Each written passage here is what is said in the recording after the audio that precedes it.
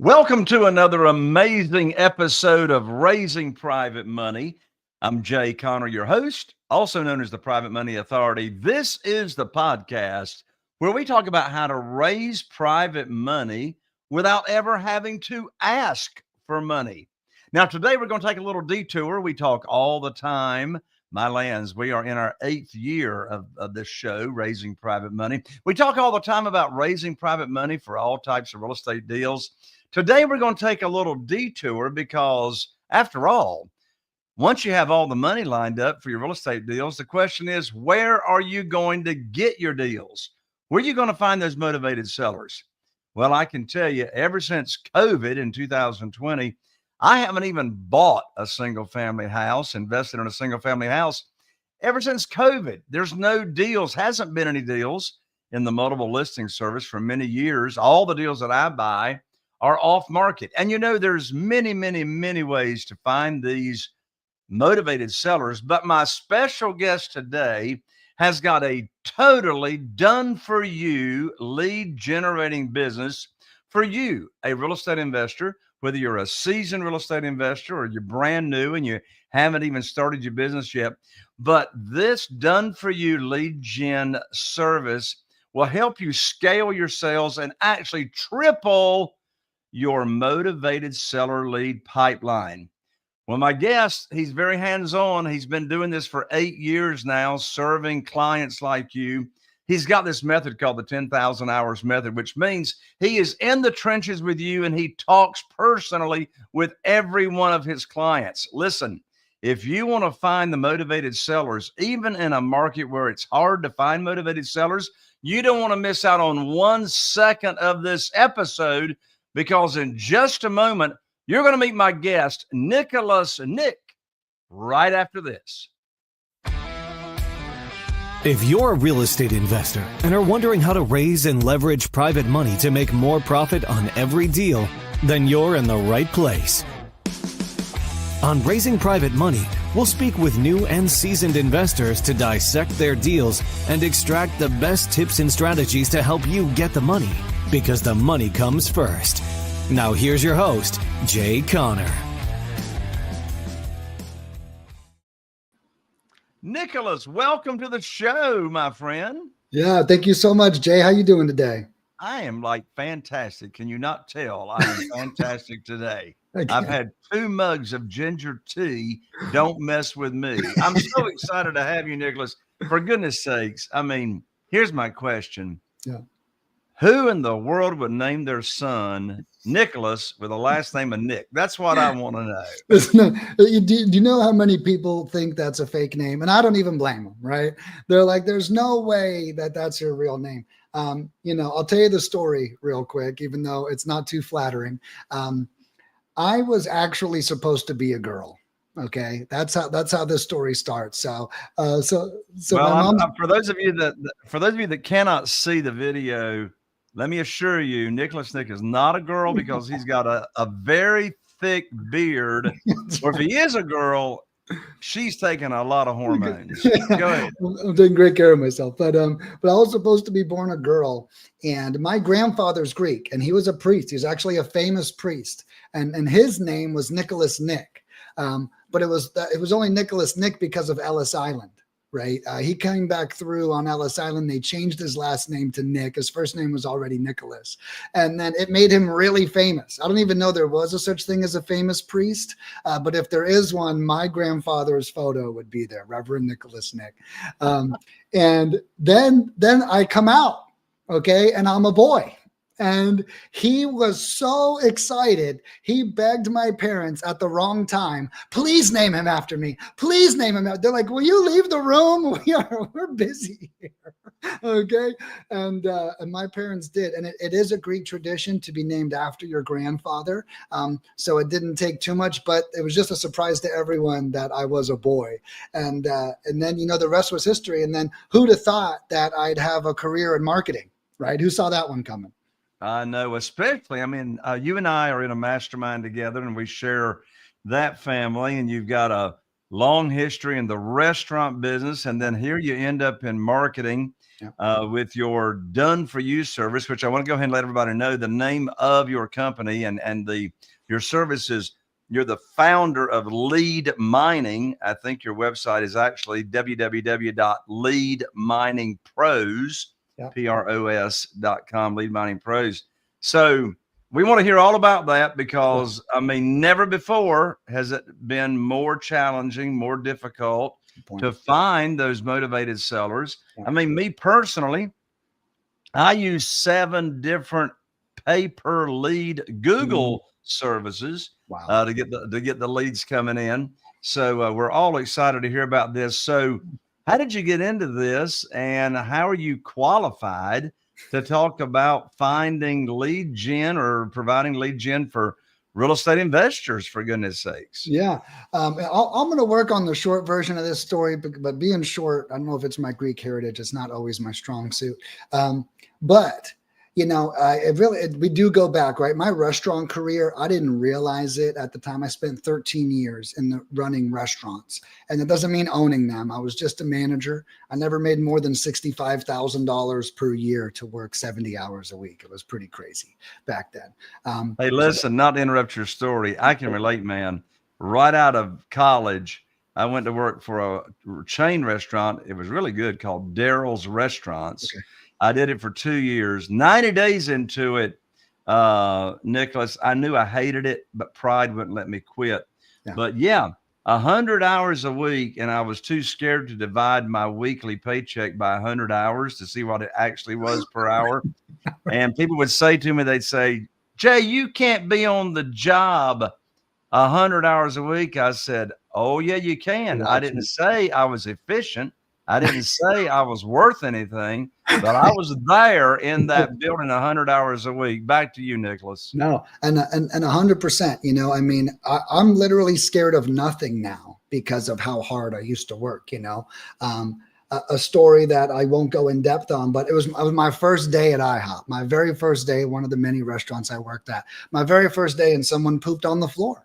And I was like, of course they pooped on the floor, right? I mean, welcome. This is my orientation. But when you're faced with obstacles like that, lots of hours, lots of stress, lots of employees, you know, you find yourself to be pretty fearless, you know, and so that's where the story started. So my restaurant career taught me how to be fearless, for one. I'm not scared of anything.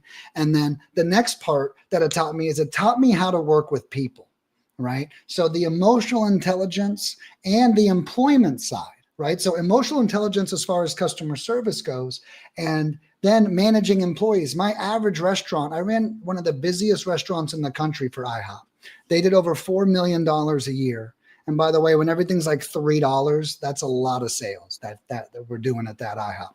And my average shift had almost 50 active employees on it at one time. So I didn't realize at the time, because I'm just going to work every day, but I was learning how to run an army. You know, so those two things were my foundation, if you will. After I left the restaurant industry, I remember I applied for all these jobs. Whatever wasn't a restaurant, I applied for. You were sick and tired of the restaurant business. Yeah. Well, I knew I would be rehired in minutes, right?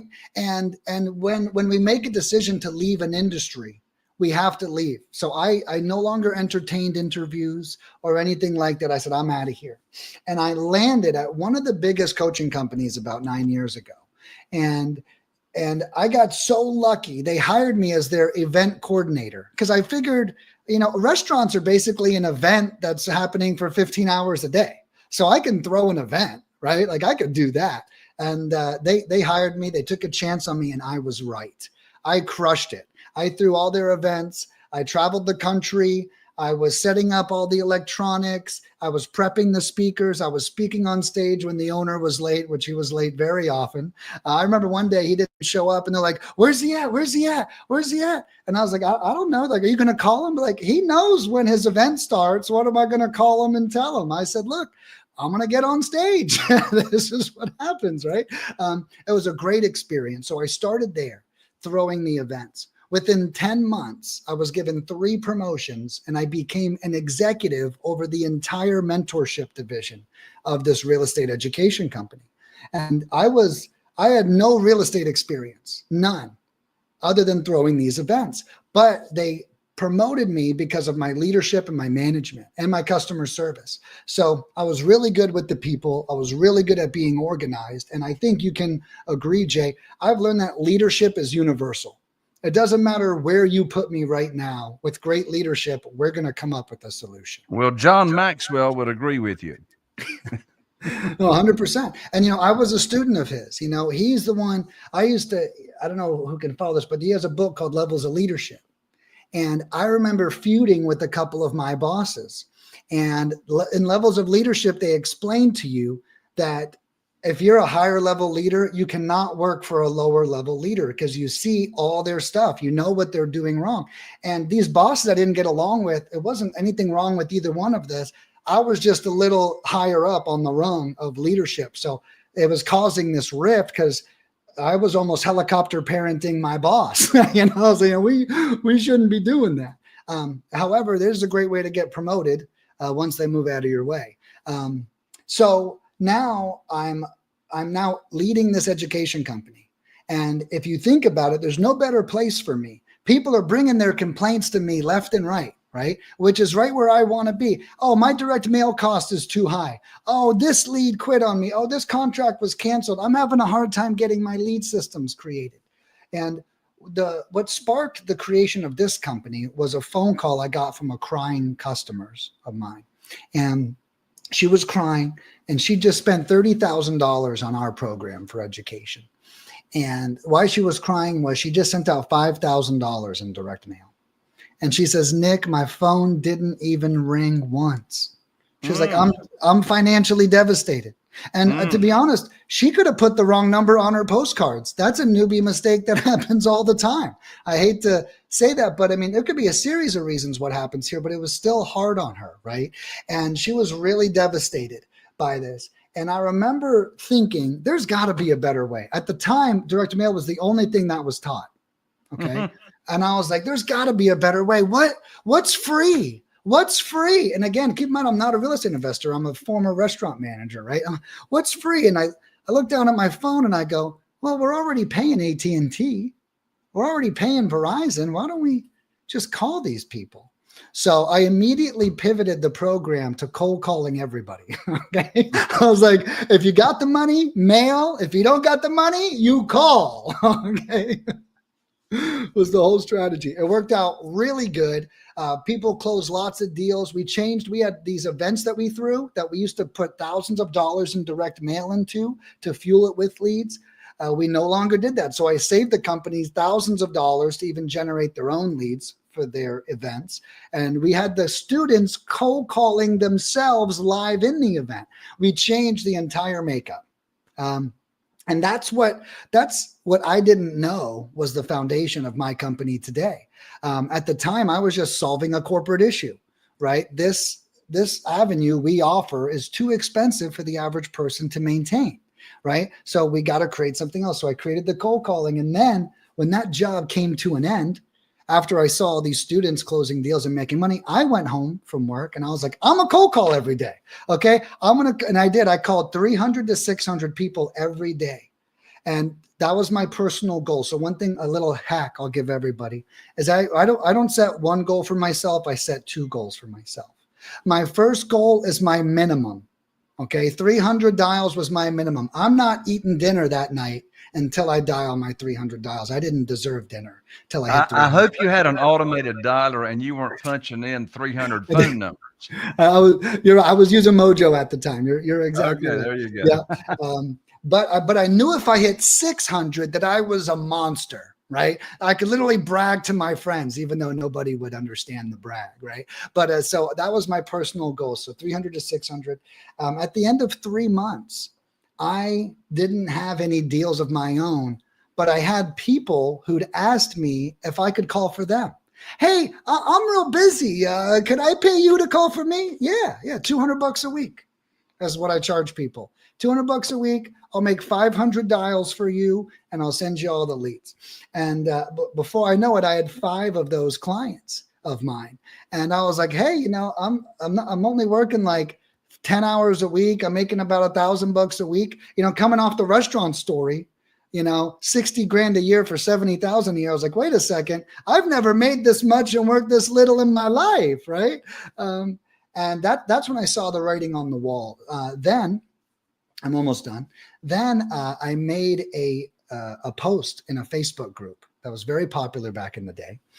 And it said, I had never done this before, but I have, and our niche is all American. We have American cold callers. That's one specialty about us. Everyone out there is using foreigners, and we have foreigners as an option, but our niche is American. That's one of the things that sets us apart. So I say, hey, I'm offering all American cold calling. And that post went viral. I had 350 comments of email that's back in the day, 9 years ago. People didn't say interested back in the day. They just commented their email address. That's how old this story was. And that night I emailed 300 people. The next day I woke up and I closed 20 people.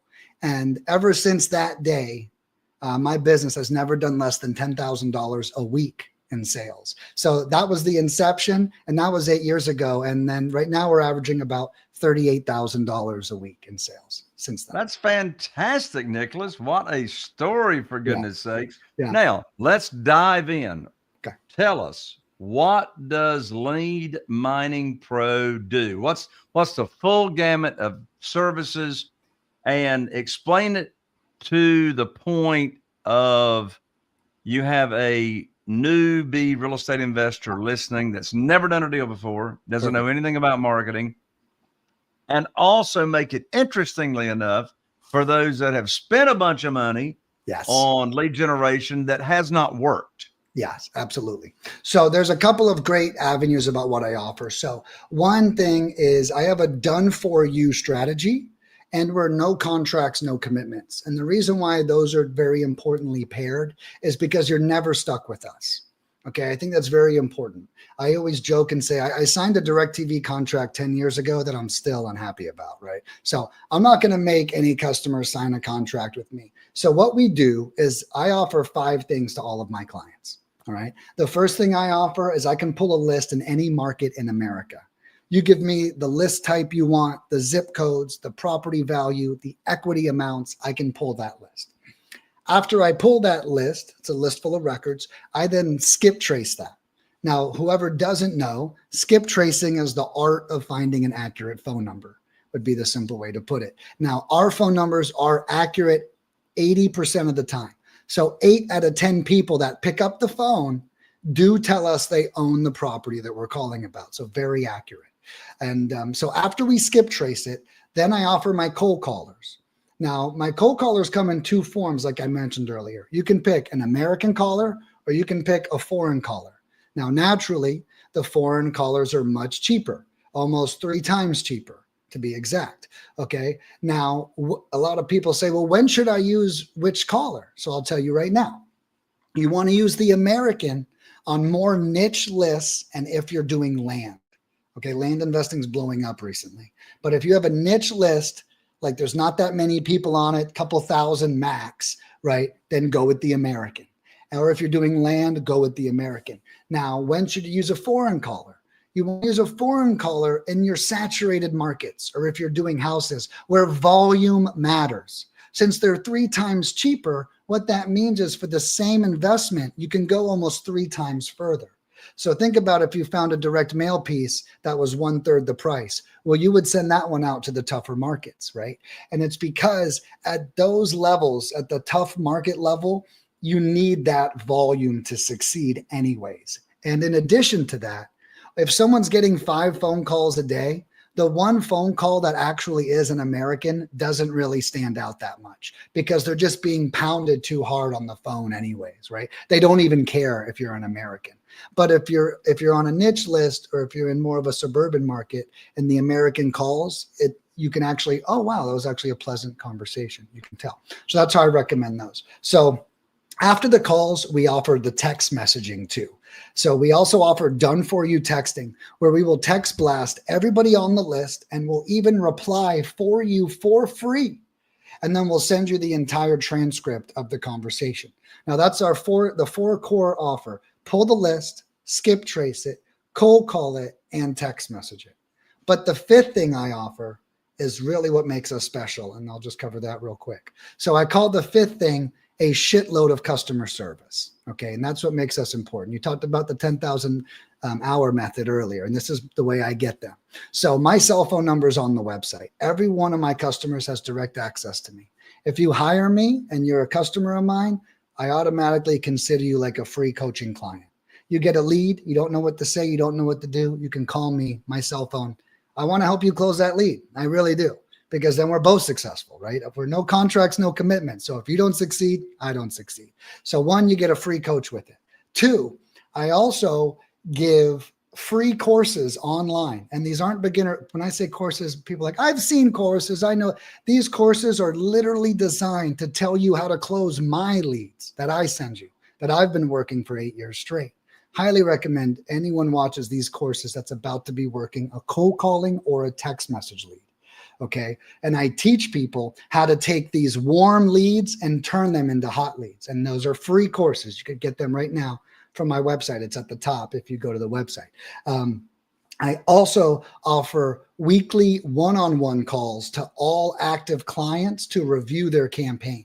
So one of the big things about us, I remind everyone, is I'm not just going to send you leads and say, good luck, kid.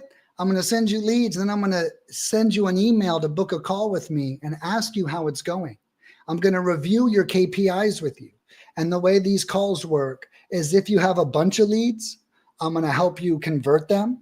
And if you don't have a bunch of leads, I'm going to help you troubleshoot your campaign so we can get you more leads. All those last things I just mentioned, the phone number, the courses, and the one-on-one calls, all completely free, all included with my service. And those are our real big differentiators. Well, Nicholas, that is an amazing package of services that you include. I love the courses, the free courses that you got there. I love the coaching. You're very, very different by offering direct access to yourself to offer those coaching services. And so I got a question for you. Yep. What's your opinion? Let's say somebody's got a list. Yep. All right. A real estate investor's got a list. Let's say it's a great list. It's a hot list.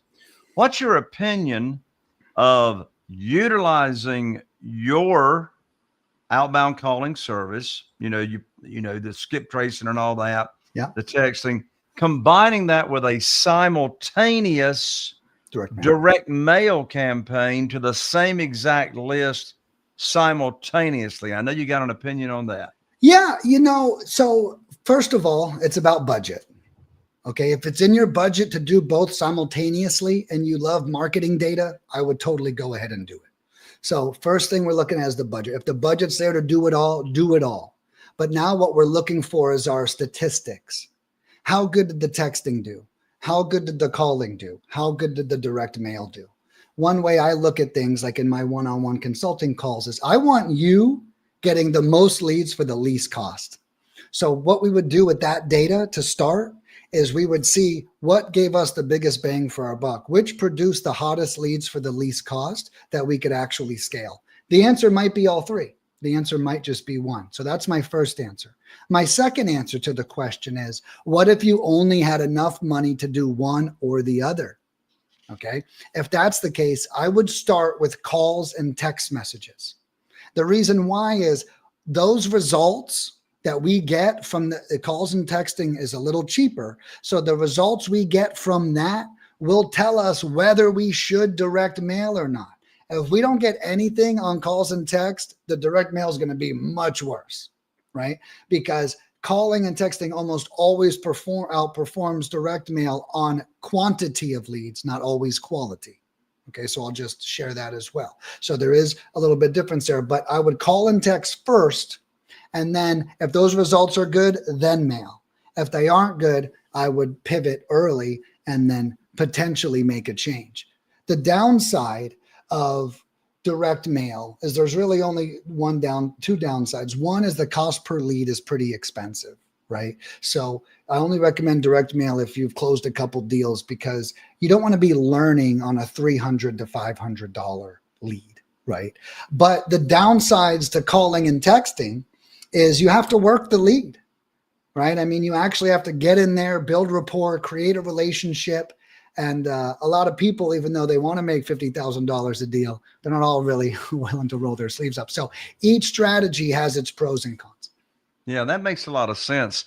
On average, would you say that it costs more to outbound call and text, or does it cost more to direct mail? And let me quantify what I mean by cost more. Cost per lead really is not the KPI that really drives things. It's cost per conversion. Right. How much did I invest to actually get a deal? I mean, I can be getting leads for $30 a lead, but if none of them convert, right, then it's wasted money. Absolutely. Does that question make sense? It does make sense. And again, I have this, I'll give another 2-part answer. Okay. If you are, so they both have their pros and cons, right? And so if you have the direct mail going out and you have the skills, there is a great opportunity that direct mail can do well. But the downside of direct mail is as soon as it doesn't work, it feels expensive, right? That's the downside of direct mail. Now, for cold calling and text messaging, you get so many at-bats. So I would say choose calling and texting, but you have to have the mindset of I'm going to go toe-to-toe with all these leads, all right?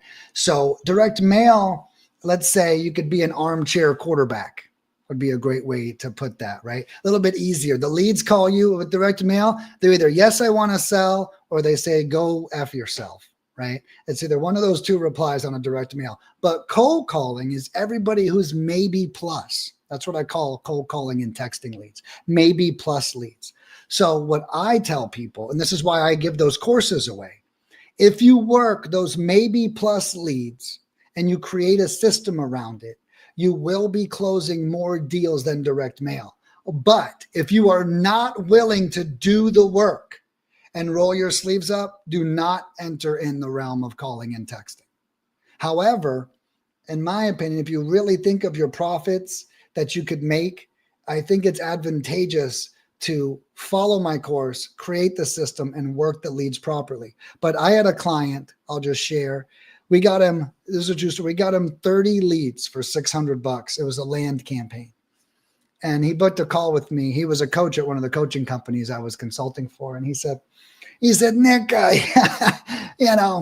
haven't called the lead in 10 years. He's only been doing direct mail. He goes, hey, I'm not going to call these guys, and I love that. That was actually the most honest answer I've ever gotten from a client before. So that is not a person I would recommend do calling and texting. He knows direct mail has made him lazy to a degree, right? And I think that that's fine, but I think we're all kind of feeling the lull that's happening in direct mail a little bit right now. So direct mail made us lazy for about 4 or 5 years there. But like you mentioned at the beginning, leads are coming harder to come by the longer we go. So as they become harder to come by, we have to incorporate more of those guerrilla tactics.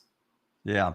So last question for you on this show, Nicholas, and that is, I've been investing in single family houses now, and I've been looking for motivated sellers full time since 2003. Wow. And one challenge that we've had for years, and so I want you to share the secret sauce to fix this problem, to fix this challenge. And that is, you have a lead come in, and then here comes the challenge of getting that lead back on the phone. Maybe they talk to your acquisitionist. Maybe they talk to the 24-hour recording service. Maybe they left a message on a 24-hour message hotline, but the lead came in. They made the phone call. Of course, in your all's case, they're answering the phone, or they are, responding to a text. What is the secret sauce for the real estate investor or the acquisitionist to get that lead back on the phone and continue the conversation so you're not chasing them and calling them and chasing them and calling them, etc. Got it. So I'm going to give another multi-prong answer here. So the first thing is, what if they don't pick up? What do we do? So I recommend, just remember how I said I do 300 to 600 dials. So I have a minimum commitment on everything and the maximum commitment. So first, the minimum commitment to getting the lead back on the phone should be 18 touches, okay, to getting them back on the phone. And I recommend this happen in over 6 different actual touches, and then each touch being 3 touches. So we call them, they don't answer, we leave a voicemail, and we text them every time. I recommend doing that 6 times. Call, voicemail, text. Do not ever text the lead first. As soon as that lead knows who you are, if they don't want to talk to you, they'll never answer that phone again. Okay. So you want your first interaction to be a call every time. And then when you text them, you want to say something like, hey, it's Nicholas. I was reaching out because you spoke to my partner about property address, right? If they want to talk to us, they will. Then I recommend doing that 6 times. I recommend your very last touch saying something like, hey, sorry, clearly you're not interested. This is the last you're ever going to hear from me. Okay. That actually works. Oh, no, it does. no. It's called the takeaway. Right. Yeah. Hey, you know what? Clearly you're not interested. I must have misunderstood. I'm out of here. Please forgive me. And I've had people be like, no, I am interested. I'm sorry. I've just been busy. The other thing I recommend, I learned this from Grant Cardone, is on that last message, you should send them a personalized video text of you. Hey, yes. It's Nicholas, say their full name, say your full name, let them know it's not an AI video. Hey, I was just reaching out. I just wanted to send this as a last ditch effort. It's my last time contacting you. So kind of follow that same cadence. So that is, if they don't answer, what should you do? The other thing is, what does it mean when a lot of my leads aren't answering their phone? Well, that is sometimes the sign of a saturated market. It's very important to pay attention to the clues that the lead gen strategy is giving us. Managing lead gen campaigns myself and having these one-on-one calls, I just had someone today with 10 leads on like $500 worth of work in Massachusetts, which is really, Massachusetts is normally very hard to get 2 leads, let alone 10. And she said that almost all of them wanted above retail value. And I said, okay, cool. This makes sense again. Because yes, we got the leads, but what they're saying is that it's most likely a saturated market again. So sometimes the data and how the leads are responding is communicating facts about us as well. So that's 2 things. The third thing is we have to look at their previous touch. Why aren't they answering the phone again? And maybe whatever system you have or whatever they called into didn't resonate with them. And I'll just give you a small example. One thing about my American cold callers that I've noticed is the lead takes the American more seriously. Think about that. So if the foreign person called, it's a thick accent, hard to understand, and then they get a follow-up call, they are, unbeknownst to them, accidentally disrespecting you as a wholesaler because their first touch they didn't enjoy. So they might go, oh yeah, I remember speaking to that Filipino person. I barely understood what they said. I'm not calling that guy back. But when it's an American and they had an amazing first call experience, we've noticed that our clients that have American callers get more leads on the phone more often. So I will say that you should look at your process that led up to where you're following up and see where you could have improved their experience to give them the amount of respect for you to answer your call. I don't know if that makes sense. But Nicholas, you have given amazing value here on Raising Private Money podcast and show. I'm so thankful and grateful that you took the time to come on. One more time, your website and the best way for people to connect with you and to learn about how to do business with you. Absolutely. Yeah. My website is leadminingpros.com. That is with an S at the end. And also, if you want to give me a shout, I'll give you guys my cell phone number right now. My cell is 877-8772. I like to encourage people, whether you're going to become a customer or not, you don't have to just call me if you're going to be a customer. You could call me and just ask questions about what you saw on this podcast, what I think about your market, just even as a friend. So I like meeting everyone. That's the restaurant manager in me. So anyone can feel free to reach out to me directly and just pick my brain if they want to. That's wonderful. Nicholas, thank you so much for joining me. God bless you. You too. Thank you, Jay.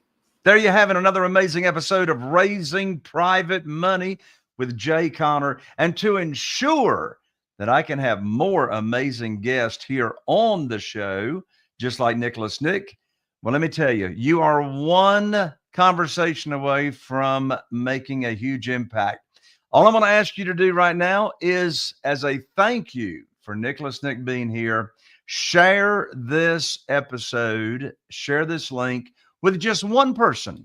Share this link with just one person that you believe it could have an impact on them and their lives. I look forward to seeing you right here on the next episode of Raising Private Money with Jay Conner. Are you feeling inspired by the knowledge you gained in this episode? Then head over to jayconner.com/moneyguide. That's jconner.com/moneyguide and download your free guide that shares 7 reasons why private money will skyrocket your real estate investing business right now. Again, that's jayconner.com/moneyguide to get your free guide. We'll see you next time on Raising Private Money with Jay Conner.